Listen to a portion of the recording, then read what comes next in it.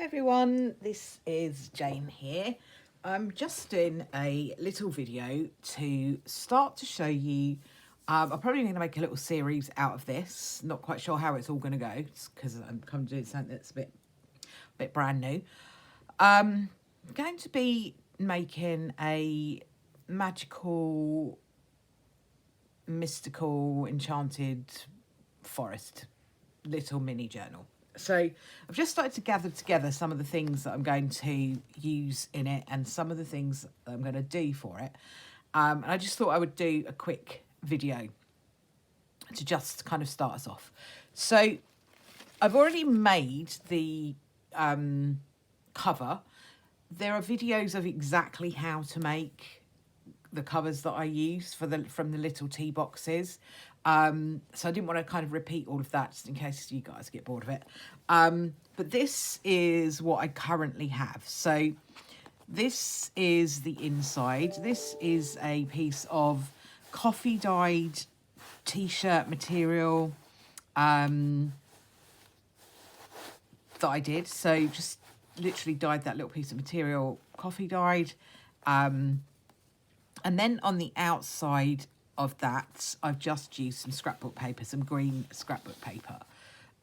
So it all looks very plain at the moment, but that's okay because there's a lot of layering to come on top of this. And this is just a piece of like gaffer tape that I used. So I've got a white one and I had a brown one, so I thought I'll use brown for this. Seems sensible. So that's the cover so far. I also have this bit of material, and I don't actually know what it's called, that I may put the whole thing around that, but I probably will need to dye this. So I'm kind of having to think about whether I'm going to ink dye it or whether I'm just going to make like a panel of it or use the whole thing. I don't know yet, but that's where I'm at with that. So that I've sort of gathered ready to do. That's the inside, that's the outside. So that's where we are with the cover so far. And what I'm going to do today is I'm just going to dye some paper because I don't think I've actually done this on here. Not that I follow a particularly complicated procedure, because I really don't. But I've already started to just stencil some ordinary white paper with some green and some things that I have that are kind of foresty, so the trees and the trees with the stags. That's just onto ordinary plain white paper. I also have some that I have coffee dyed and used stencils with for that, which was on a previous video, and I'll link that down below. But I just thought I would show you what I do when I'm doing when I'm dyeing papers, because I don't do it, I don't dip dye papers. I'm quite heavy-handed, I suppose, and I've found when I've tried to dip dye papers that it doesn't work for me. The paper breaks. So I'm either using paper that is far too lightweight, or it's that I'm a bit heavy-handed. So I gave up with that particular way of doing it. And what I've started to do is to just paint it on. So I'm just using food dye, green food dye for this. You could use ink just as easily, but I didn't have any green ink spray, so I thought I would just put some food dye in to some water. And you can make this as dark as you want. You could put less in and make it more of a like lighter green if you wanted to. I think this actually dyes a little bit lighter than this from what I can remember. But we shall see. All green is good. And green's actually really not one of my favourite colours at all. I'm much more of a bluey, lilac-y, purpley kind of girl. But, you know, we're making a magical forest, so there has to be some green. So that is just one side of that. I'm going to have a look at it. And you see it has kind of come through onto the other side. So you don't need to do both sides. I don't believe. So then I tend to just get the next page and squish it down.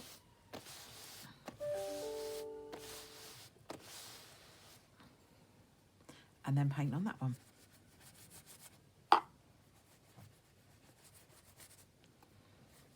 And I find this quite kind of therapeutic, really. It's not difficult at all. It's quite easy to do. It's not stressful. It's just nice and relaxing.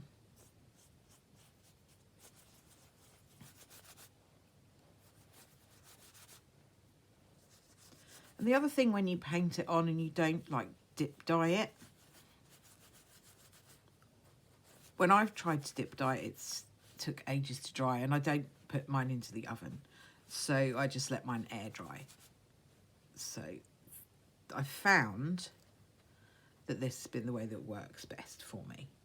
So you have to be really, really careful when you take them apart, because they're all, yeah, so that has definitely gone all the way through. So yeah, we definitely only need to do this once per sheet, which is excellent. I'll squish that down. You can see it starts to come through straight away.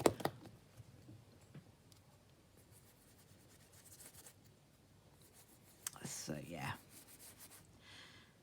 just cover it all up in greeny water. So yeah, I'm kind of, this is gonna be a bit of a journey of adventure, really, because I've not done anything like this before. I've done my tarot ones and my sort of witchy ones and Halloweeny ones as a theme, so this is just a bit of a new theme for me. So I've started to gather things together, little stickers and stuff that I've got, little pictures. I also use Canva to do my own digitals, so hopefully I'll be able to do my own digitals for the signature pages. And yeah, I've got plenty of things I can bring into this. I tell you what I found really useful, and you may have discovered this already yourself. A really good thing to get hold of, if you can, either from, if you can get it from relatives or somebody giving away stuff or gonna chuck it out. If you have some like old calendars, and sometimes if you leave it till a bit later in the year, sort of February time, people like Amazon and stuff tend to start really getting rid of them quite cheaply.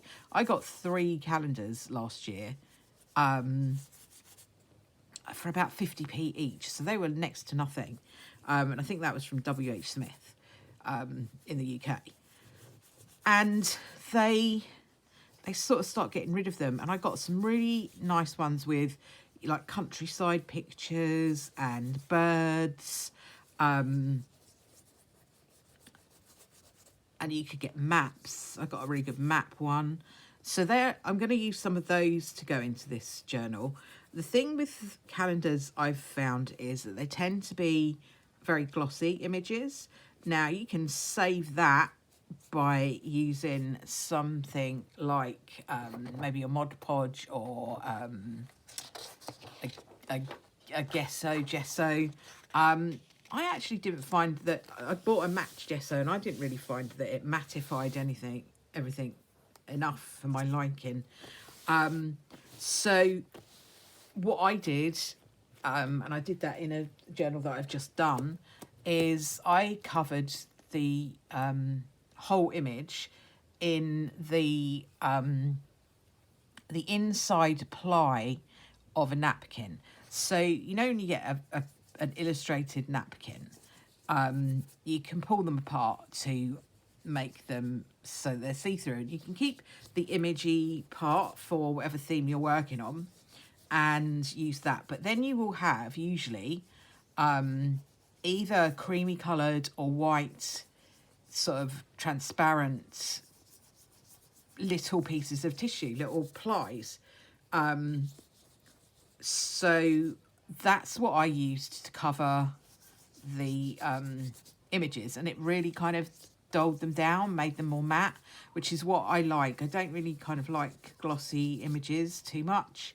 So yeah, I think that was what I did. And it looked really good. So that's probably what I will do again with this.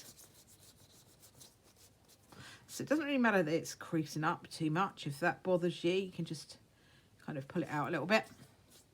I don't mind it because we're doing a woodland, you know, we're doing a forest. So actually there will be lots of different textures and, you know, sometimes there will be lines in things, and that's all right. That's all right. It's a bit like branches of the tree.